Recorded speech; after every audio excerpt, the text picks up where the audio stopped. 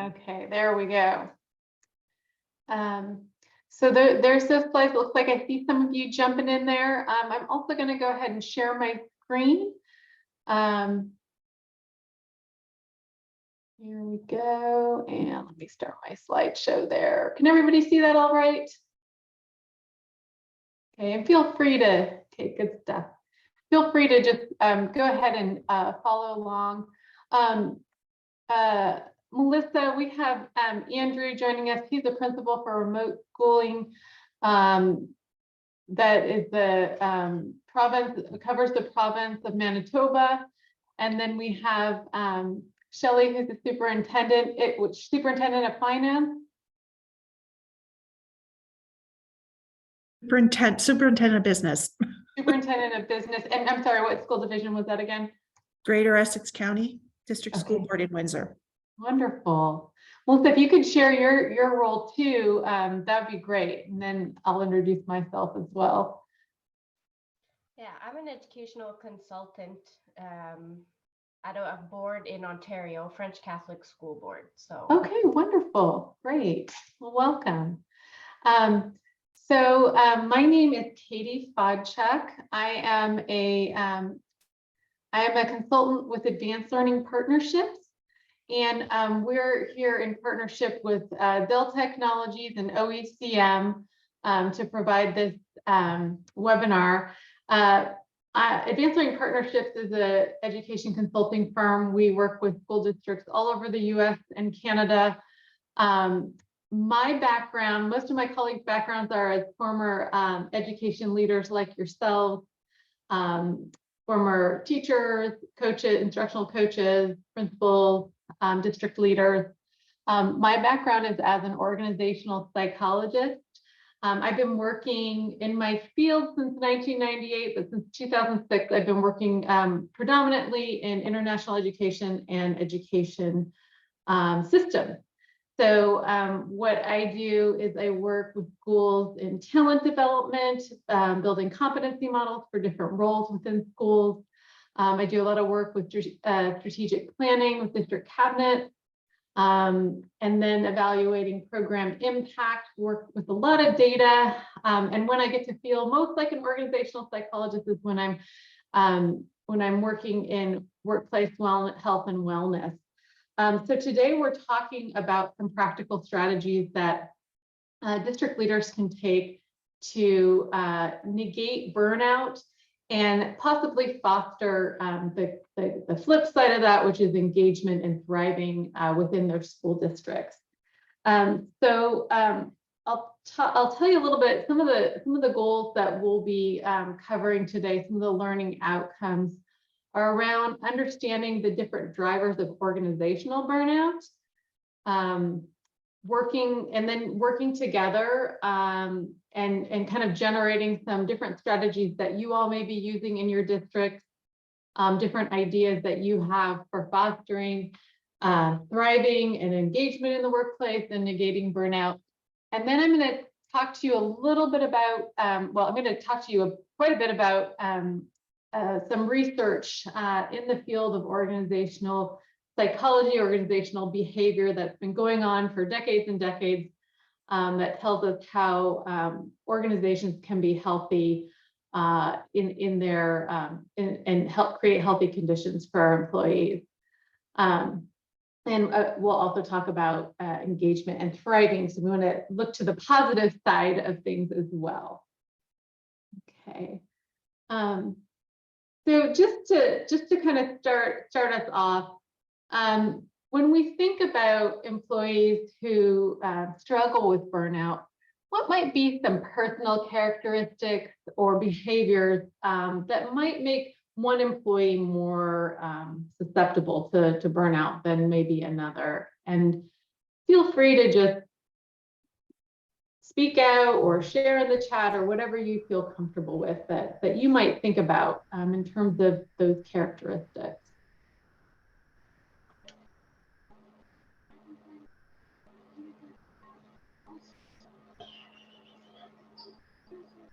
Trying to fix everyone else's problems. Yes. Yes. And Shelley noted depression, most definitely. Trying to be there for everyone else and maybe not taking care of yourself. Andrew, that's a good comment. Any other ideas?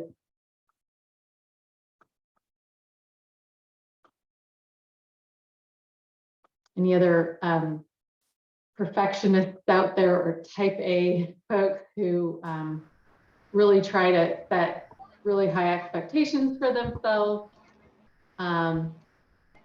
Yeah, and then also maybe someone who has a glass half empty perception of the world, and or perfectionism that everything has to be perfect, and really tend to work at a level that is unsustainable, most definitely.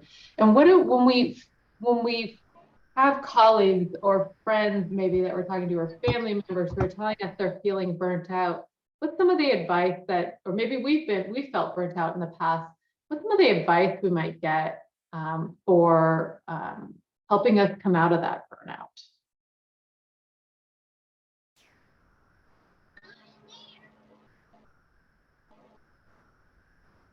Just pulling people in, right? Like making sure they're not feeling like they're doing this by themselves. Yeah, so connecting with folks and helping them feel not alone anymore. Shelley, yes, self-care, take time to rest, get some sleep, take some time off, most definitely.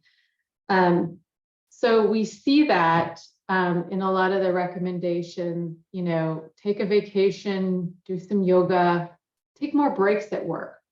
These are all things that can help with burnout. These are definitely some options for folks. And a lot of what we see, maybe doing a mindfulness class, trying to enjoy life and notice life more as it happens. All wonderful ways to help negate burnout at an individual level. But today is really not kind of about that. What we're going to talk about more is organizational drivers, because what we notice is often when one person's feeling this way in an organization, it is more than likely a systemic feeling. So we go to the next slide. What might be some workplace or organizational factors that are feeding burnout?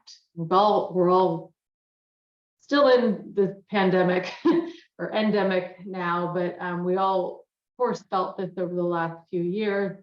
What might be some examples of organizational factors feeding burnout? Lack of people. Yeah.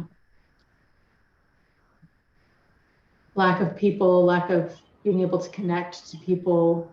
Well, just I'm thinking more in the terms of subs. Like teacher Yes. goes away, then everyone else is covering everyone else's classes, so you've got no time to do your own stuff. You're doing everyone else's and your own. Yes, and I hear you there. So that speaks to a few things. That speaks to a heavier workload because less staffing and people may be out sick, people may be quitting. We know that that teachers have been having higher turnover since the pandemic, leaving the profession. Multitasking, staff shortages, yes, Shelley, same, and then Melissa, high demand without support. So those hit on some really key drivers of workplace burnout that are related to an area called agency and autonomy, and just really not feeling in control of the work. So some other factors that we see, could be having a boss that is micromanaging, that's sort of extreme, the workload, having too much demand and not enough resources to meet the demand, as well as possibly perceptions of fairness in the workplace, fairness in procedures, fairness in distribution, recognition, those kinds of things. So we're going to talk a little bit about this and how the organization may also be contributing. So when we look at this, it's not necessarily one or the other, but it's really very much a relationship between the two, the person and the organization. So what the research tells us then is that the organization factors pretty heavily into the amount of folks that are going to be feeling burnout and the level of burnout at which folks are feeling. So we'll talk about those, and then we're going to also talk about some really practical solutions to some of those, to negating some of those factors that are pushing there. Before we jump into that, I want to talk a little bit about the definition of burnout and what it takes to meet that. Now, this graphic to the side was actually put in there before the pandemic. I imagine it's worse now, but there is a direct toll that you can see from a return on investment in employees standpoint, from health, the health of employees, healthcare costs, productivity, and then just the general morale and culture of an organization that burnout can impact. So the three components of burnout, and you really need to meet all three to be facing burnout. The first is that chronic exhaustion. That is just being tired all the time, of course, physically and mentally exhausted. Cynicism has to do with just feelings about the organization and its mission and vision, and if you're talking about education system in general, just feeling like what we do in this organization does not make a difference. What we do in the school does not make a difference. It's not having any kind of an impact on students. So that's sort of a generalized cynicism about the work being done. And then in addition, it's turned in the person. So the person is saying, well, I'm not any good at what I'm doing, and nothing I do makes a difference, and I'm incompetent. No matter how hard I try, I can't meet the demands of this work. Okay, so all three of those things. Burnout also does not, it happens at different levels. And so we talked a little bit about individual choices and individual dispositions, personality traits, tendencies can impact the way that one experiences burnout. This slide was actually taken, and I'm recommending a book that, in case you're really interested in this, called The Burnout Fix by Jacinta Jimenez, who is a researcher and leadership coach. She's an organizational psychologist at Stanford. And she wrote this book and has really put it into a succinct model. A lot of the beginning chapters are around coaching she does with leaders to help them address their own burnout. So it's more of that individual choices. But then there's also, she takes in the last chapter, really summarizes all of the different organizational drivers and that research. So the next level could be team culture. You might be in a team that's really positive and doing great things. However, organizationally, they're not recognized or put under more stress than other teams. Similarly, you may be in a great organization that you love, but the team you're in is very competitive or has high demands on you. So there's these different levels. And then again, we have our larger society and what does it mean to be successful? What are our mental models for success in the society? That can also put folks into a burnout situation. Okay. So what we're going to be focusing on today are really these, Jacinta Jimenez calls them job mismatches that can be related to burnout. And these are well studied in the research. Another great researcher in this area is Christine Maslock, and she studied this extensively in teachers as well. But you all mentioned work overload, or this also can be measured by role overload, and that's when the demands exceed human limit. There's too much and not enough resources to do that. And as educators, I know everyone can relate to that work overload. The second is around autonomy, job autonomy, and really feeling like I have some discretion to make some decisions about my role, how I implement the work, when I do the work, and having a lack of control, being micromanaged, having chaotic conditions that are in conflict with one another can all impact that. Then we have reward, and this isn't just about salary or pay. It can be about salary and pay, but it also be about just being recognized for the work that you're doing, being given credit. And the area of absence of fairness, this is an area called organizational justice. So this is people's perceptions of whether they work in a fair working environment. That could be around procedures, that could be also around distributions related to reward. It could be around access to interpersonal relationships in the workplace. Values are the individual's values. And we spend so much time at work. We spend so much time working towards something bigger. Are our values aligned with that of the organizations, or are they in conflict with it? If I worked for Philip Morris and had a loved one pass away from lung cancer, I would probably have pretty high values conflict for my work. But it's not always that extreme of an example. And finally, Andrew, you mentioned this a couple times, that connection and community, feeling that sense of positive connection with others in the workplace, reaching out, having others feel like you're cared for by others, and there's concern from others in the workplace. Okay, and then what Jacinta Jimenez did was organize this into a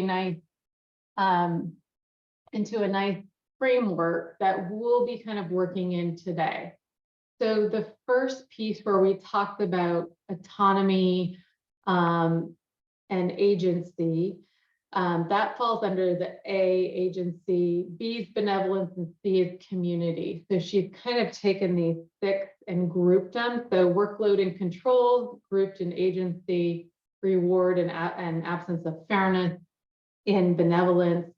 And then community is that community and values.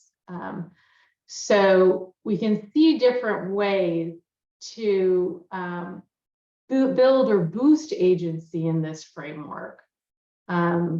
So part of that would be, if we're going to foster autonomy in the workplace, people need to have a clear understanding of what's expected of them. They need to have the resources available to do their job.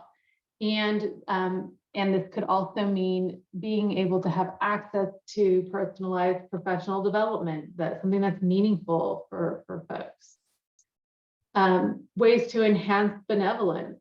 And this is that sort of do no harm model, but to act with equity in practices, understanding the unique needs of different employees, acting with integrity, and then really recognizing the uniqueness of each employee and their workplace contribution. Finally, we have promoting positive relationships and community. And this was where we had a very big breakdown during the pandemic, and we all felt a lot of isolation and really tried to do things online as much as we could, but it was very difficult for teachers and their students, and some teachers not knowing where their students were, but really trying to build that community back as we have all come back together, helping people feel included and like they belong. And that with that comes some psychological safety, the ability to ask questions and take risks and present ideas. and just having a general sense of caring. So I have been talking a lot. I would like to pause and see if anybody has any questions so far or any reflections that jogged anything for any of our participants today.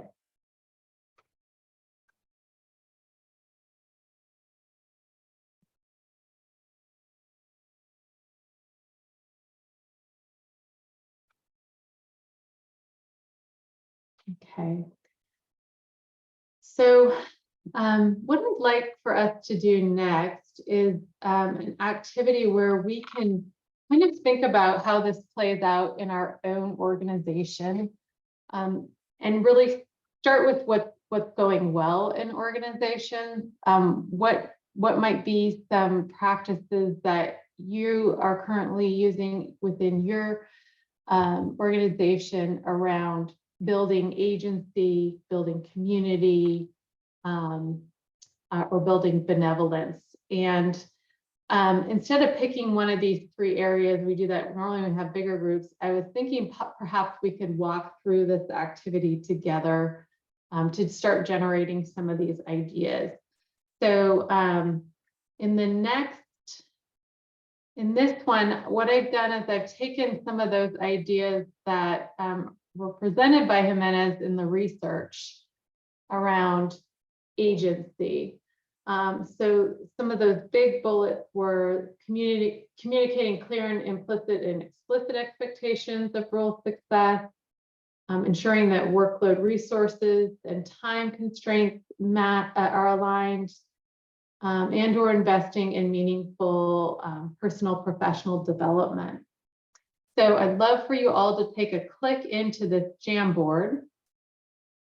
If you have any difficulty getting into that, it looks like a couple people are already in. Great. One might be me because it looks like I've got them open twice. And just take a few minutes let's just go through the agency piece. Does everyone know how to use the Jamboard? No, Okay, I'll do a little tutorial. I've only got one screen in front of me, so. Oh, okay. So if you go into the slides, let me actually drop this in the chat, and then you can just go in there. Let me do that. You can just click into it. Here we go. And then you'll be in.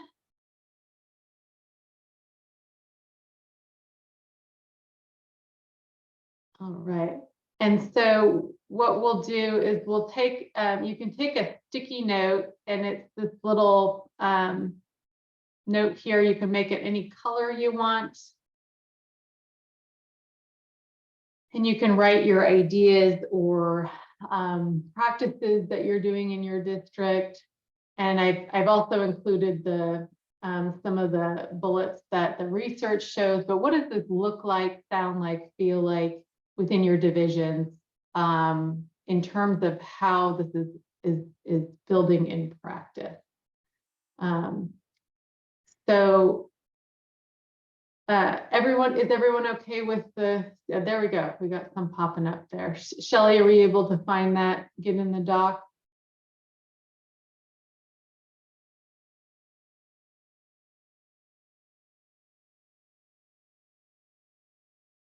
No, but that's okay. Let me do a stop share here. It's the end of the day, so I'm just tired. I hear you. No, I know. It's okay. We can all walk through it together.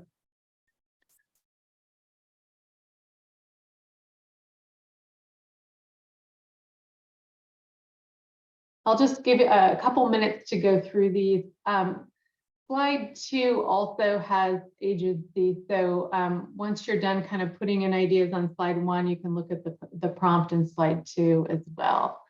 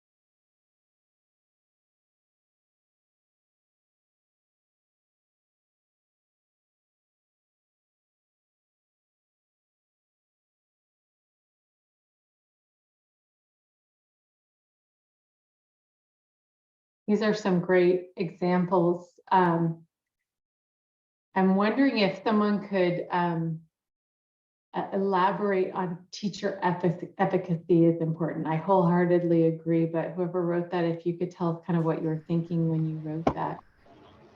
Yeah, I think it's just the idea that we're in this together, and we are the reason that it's going to be okay. It's not external, like it's on us, and we're the pros, and we're the reason, right? So without us, nothing happens. So I think there's some control in that, and I think people who feel burnt out feel as if they have zero control. Everything's being done to them, as opposed to them doing it. Mm-hmm.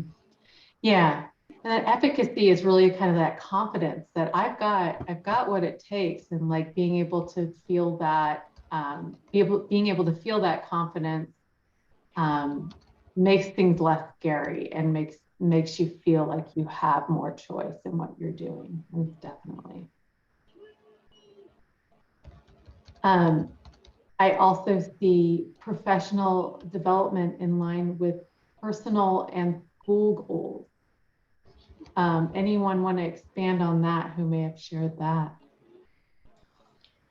Yeah, so teachers will have set up goals for themselves in their perfection plan. Sorry, my terms in English are probably not right because we do it in French here, but and the school also has a plan with specific goals, and everything that we're doing should be in line with that, so people can see the purpose and we don't feel like we're getting overwhelmed, but we're working towards the same goal.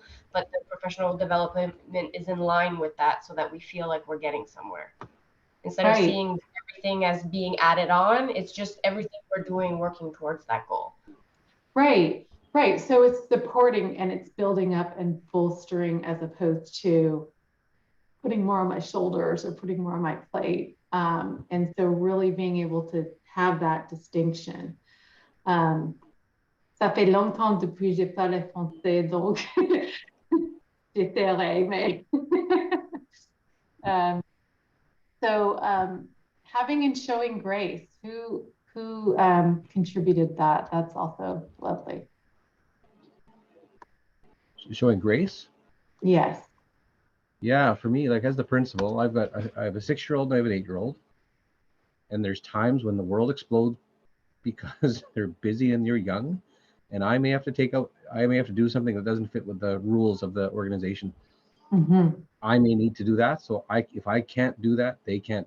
If they can't do that, I can't do that. So it's that sense of sometimes life happens and it's not going to get done, and showing that grace and say it's not the end of the world if it's not perfect all the time, and we're people. Yes. People ain't perfect, right? So yeah, and seeing the whole person, like it's not just the principal that comes to work. It's not just the teacher that comes to work. They may be a mom, a dad, a sister, a friend who have other commitments that make them a better employee at the end of the day, and that honoring and recognizing that it's not just that. I also see professional learning community. And I wholeheartedly agree that when we learn with our peers, when we learn with our teammates, when we're able to explore those passions we may have in education with others, that can really build agency. That can build that confidence that, oh man, we talked about this here, and I'm going to apply it here. I'm going to go check out my colleague because they're doing it, see how they do it and learn from and with them. These are all wonderful examples of building agency in the workplace. Over here, we had kind of that, looking at that balance of really trying to reduce those unnecessary demands. And I saw that kind of come in back here. Time to try and take stuff off the plate. What are some different ways that you all have explored that within your team in terms of trying to get that more balanced workload so that folks don't feel so overwhelmed? I'll do that in a staff meeting, sort of what are some of the silly things that we can stop doing that make no sense or just a time waster or done in a different way. Mhm. Yeah. Yeah. So calling out and asking others to say, hey, what do we need to stop doing? What is wasting time? Where are there some efficiencies? I think on the other end as well, we could be sharing best practices too. Just sometimes we're so caught up in our own world that we don't see what's going on elsewhere, and to hear what other people are doing can benefit us in our practice as well. Yes. Yeah. Definitely listening outside of our circle too, maybe, and exploring other options. Most definitely. Okay, well, this is great. And then I want to make sure we have a little time to look at benevolence as well. So this is another area. This is the B of the ABCs. And some of those bullets I put up here. But what might this look like, feel like, sound like within your own organizations? How do you commit to equitable practices or act with integrity or recognize others' accomplishment within your school divisions or organizations?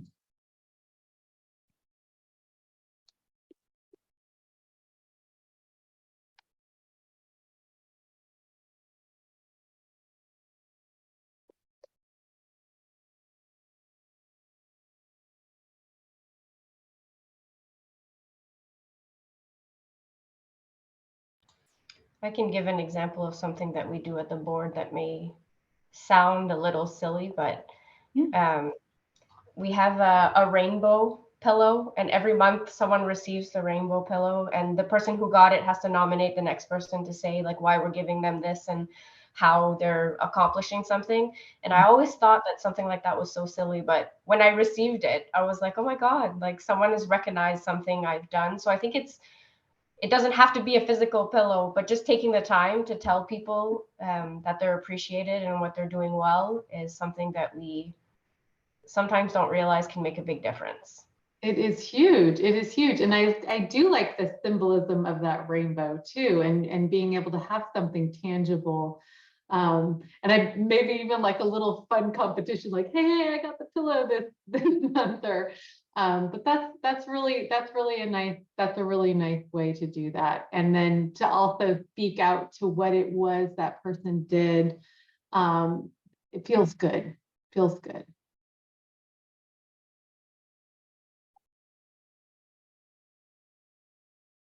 Kindness, yes. Any specific acts of kindness that you all can think about that maybe a colleague demonstrated?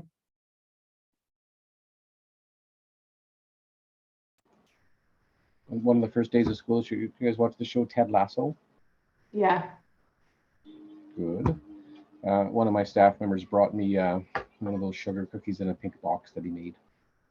Oh, lovely. This is a nice way to start the year. Oh, that's really nice. I like that.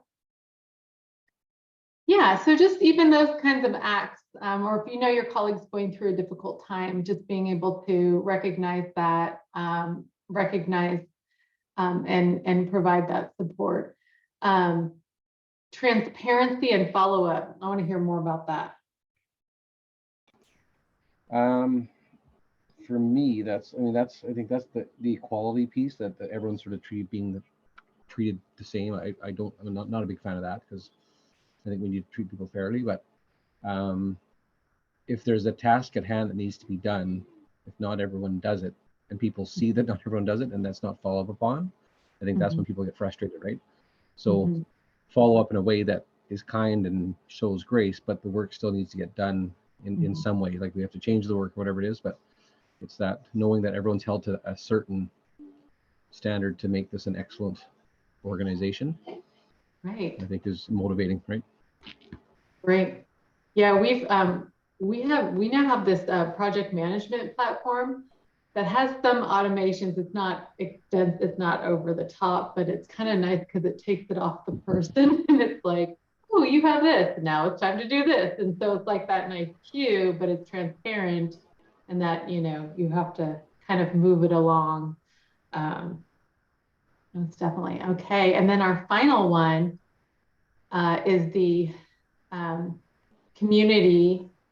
So what might be some ways that your organization fosters community and those connections and those positive relationships? We've heard some examples already, but are there specific policies or procedures or events or celebrations that you may, your organization may engage in?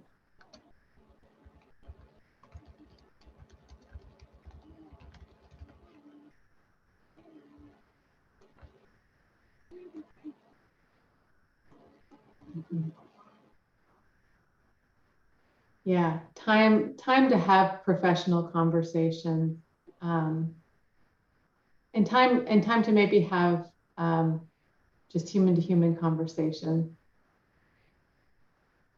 Most definitely. Is that formally built in time, or is it just if it comes up? It is for us. I mean, I was very lucky in the development of this online program that I'm doing. Because it's grade 1 to 8 and we've got screens all day long. I asked if we could have Friday afternoons as an asynchronous, so like kids would not be meeting with teachers on Friday afternoons. Yeah. So every Friday afternoon we have time for PD, connect with parents, connect with each other, time to get work done every Friday afternoon. So that's sort of been our savior, is that it's always everyone's usually so cooked by Friday afternoon. Right. But for us, it's a motivating time to be, because it's our time to get what we need to get done, or connect with individual students or individual parents or each other. So that's been built in with this thing that we're doing. That's really nice. We our workplace, as I'm sure a lot, went from a lot of on-site work, of course, before the pandemic. We're mostly in schools and districts. We're a remote workplace to begin with. We always have been for 13 years. But during the pandemic, we became meeting frenzied. And I'll tell you a little bit more about that, but we've begun to do some pilots to carve out these chunks of time where we can be creative, where we can, have some design time, have some time to get the work done. And then also, like, when it makes sense for us in our workflow to meet, trying to be aware of others with flow time. And it makes for better community, I feel like. Yeah. And also, in my setting, it's a little bit different, that we have grade 1 to 8, so we have one teacher basically per grade, and I've got four teachers teaching in the same room at the same time. We have some good technology, so it blocks off sound and stuff, so it's secure and silent for the people listening on the other end of it. But just other teachers seeing and hearing other teachers work, I think, is such a powerful thing. And it's motivating, because you hear some good ideas, you hear laughter, you hear lots of fun. I think that's been a benefit to us. It's new for us this year that we're doing that, so I think that's been a good change. Yeah, that's great. Alrighty, well, I'm going to just shift back over. These are some great ideas to our to kind of go over a little bit about what the research says, sort of from an organizational perspective, and different ways that we can foster this. So we've got a lot of wonderful strategies, and you all hit on a lot of what the research says as well. This is from Adam Grant, who you may have heard of. He's probably the most famous organizational psychologist, but he does a lot of work with Sheryl Sandberg from Facebook, and he's got a great feed. But I thought this was a pretty funny decision tree, because it kind of speaks to my life at certain points. But one of the biggest drivers is that resources meeting demands. And one way that we can help folks is by setting kind of clear role expectations, and then also really understanding the competencies it takes to perform the work, and having a common understanding with others in your position about what those competencies are and how we might be able to practice those together. Not maybe from an evaluative standpoint, but more from a formative learning standpoint, internally at my organization, as well as work we do in district, we build competency models that are really formative. And so we talk a lot about more of having less of a supervisor evaluative role, more of a mentorship coaching role around these competencies, both internally and with districts we work with. But that having the person who is in the role really being able to take some agency and ownership over their learning. Having them set their learning goals, and Melissa, I think you also spoke to this of kind of having that alignment with the individual's personal growth goals, as well as the team goals and the organizational goals. So competency modeling is a pretty cool way to do that, because it really does say, hey, here's the things that we're all working on and that's important to us across this organization. And then here's your specific role. This is what it looks like in your specific role. So this is one way. And then we can also build professional learning from competency modeling. We can build selection and onboarding. They become a very nice foundation once we've identified what those competencies are.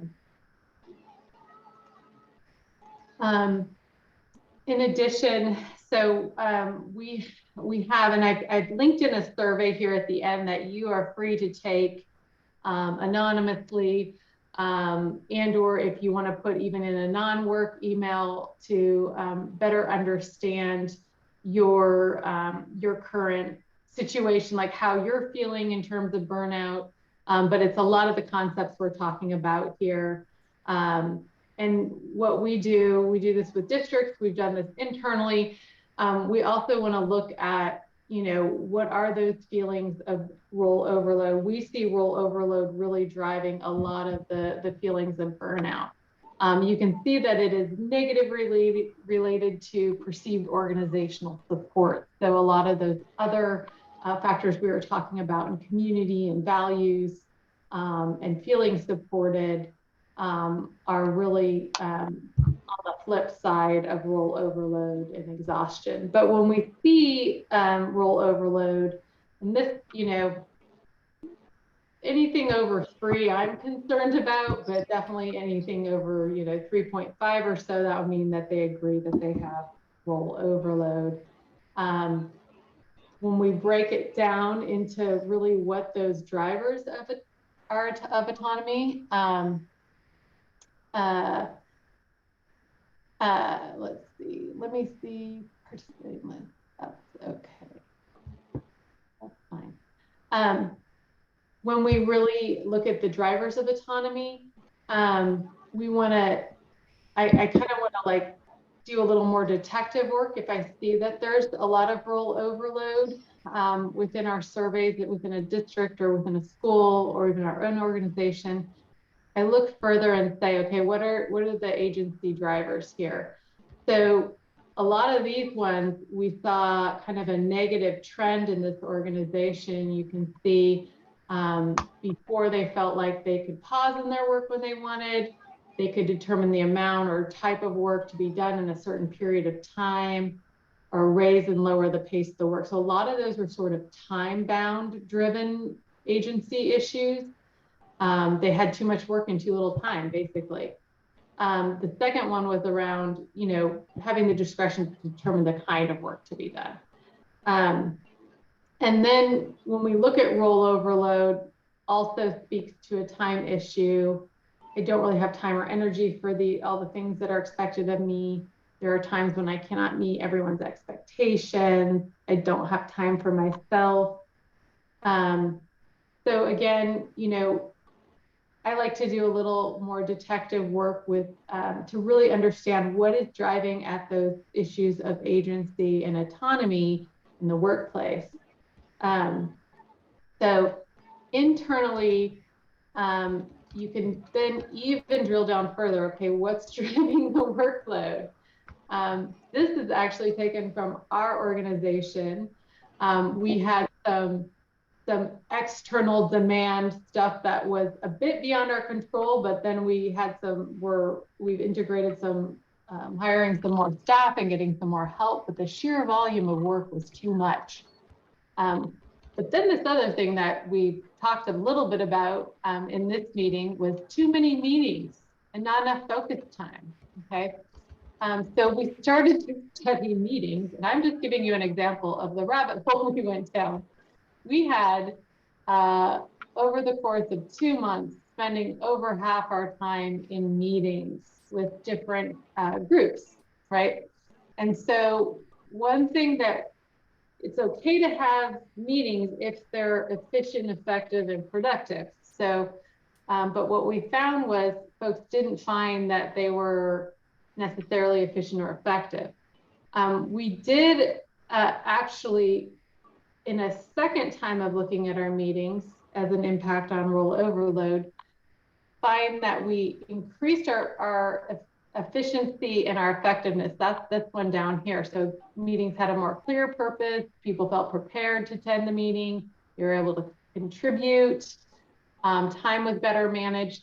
So there was some positivity, but we still had a lot of frequency of meetings. So I don't know if this is part of your story in terms of the work overload, but this is the kind of things we do is to try and kind of look at, okay, well, how can we make this better?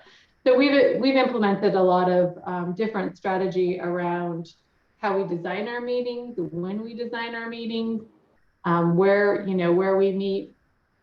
And so finally, this next piece around benevolence is we talked a little bit about this during our jam board session, but really knowing that whole employee, knowing that they're bringing different challenges that may not be visible, and different strengths that may not be visible. Really asking employees what's going on, they're going to be able to tell you pretty easily what's driving their burnout. So they may not feel comfortable telling you, or they may feel more comfortable taking a survey. And that's where, what we do within our organization is to do a survey and then be able to analyze that data and say, as opposed to going in with a big hatchet and saying, oh, this is what all the problems could be. We're saying, well, there really is only a problem with values alignment, and here are some specific strategies we can take to bring folks more together in their values. Psychological safety and community are psychological safety is a big driver of folks' feelings of community. And it is also so beneficial to an organization when folks feel like they can take those interpersonal risks. We see higher instances of being open to new ideas, making better decisions because we're listening to more people and integrating more ideas, more diverse ideas. People feel comfortable, and we avoid those negative pitfalls of groupthink. Well, I'm just going to say, what the president is thinking, or what the principal is thinking, or what the superintendent's thinking, because I need to. But feeling that comfort to possibly disagree, and having decision-making procedures within your organization that foster that.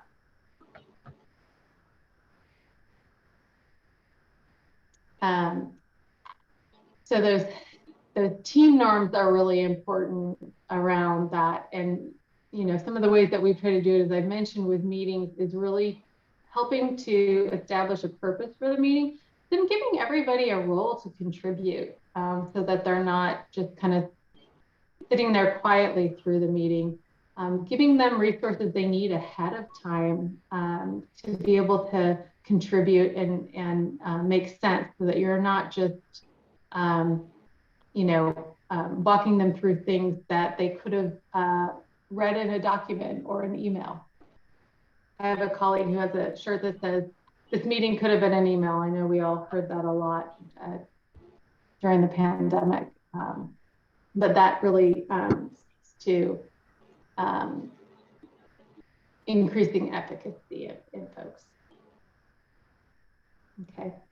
And then the great thing about this is when we get these ABCs all in conjunction, or we figure out what component of the ABC is misaligned, and we take some of these strategies or practices to help fix that, then what we start to see is the good stuff come up, which is employee engagement. And employee engagement is wonderful because it actually tends to predict very good things that organizations love, like stronger performance, commitment, and loyalty to the organization. Something called organizational citizenship behaviors, which really is exciting because that's the stuff that we do above and beyond our job to help others out. It may be giving a colleague a ride home. It may be passing around a birthday card for a colleague, or it may be sharing extra resources that we have from a previous position that we've worked in. So these are all good things, and another reason why we want to kind of get those healthy, steady pulse ABC teams. Thriving is similar to engagement. It's kind of more of that, like being so excited by the work that you feel alive and energized by it, and that continuous learning and growth. So like losing track of time when you're doing something you love, and really feeling inspired by the work. And that also predicts a lot of great things. So succession within your career, your organization, general health and well-being, again, performance, and having those innovative ideas. Okay, and so like we talked about a little bit, some of those best practices, asking and listening to employees. You can do that if you are in a trusted environment, really having conversations about it. We really recommend in larger organizations to do some surveys and have that data presented in a way that is not going to single anybody out, but really talk about like what is driving this burnout. What are some of the things we can change as an organization, and then taking those actions. And then, another thing is helping with the problem solving, bringing community in. We just generated a great amount of ideas with just 4 people. And so imagine what that's like within a larger session. And again, listening to the employees, listening to those bottom up solutions as well, ideas for ways to enhance agency and benevolence and community. And you're not going to be able to do everything, but when you do find out really what's driving the issues, I like to use this to prioritize how I'm going to address some kind of a driver of burnout. I'm really going to look at, what's the low-hanging fruit? A lot of these solutions could be just as simple as scheduling a meeting at a different time, or helping folks to have a little bit more of a flexible schedule, like on a Friday afternoon when they may be wanting to do design or even attend their kids' baseball game. Then the big bets is where you can have a little more cost, a little more energy to put into fixing that, but then your payoff's going to be big too. So really kind of looking at this from an organizational standpoint can be helpful. Okay. And then I'm just going to leave you with a link to this survey. You can take it or not take it, but it really, you'll be able to experience a lot of the different factors that we talked about and what that looks like in terms of employees, So feel free to take that. It will prompt you to put in an email if you so choose. If you put in that email, it automatically sends you your response report and gives you kind of scores on what you had on each of the different areas. And then it also provides some resources, articles and podcasts around employee engagement, that you may be interested in exploring further. And so don't feel you have to put in a work email if you don't want to. You can put in a personal email, but that's the only thing the email will be used for. We won't use it to market to you or anything, but it's just for your own experience. So I'm going to go ahead and pause there, and just want to know if either of you guys have any further questions or ideas or comments.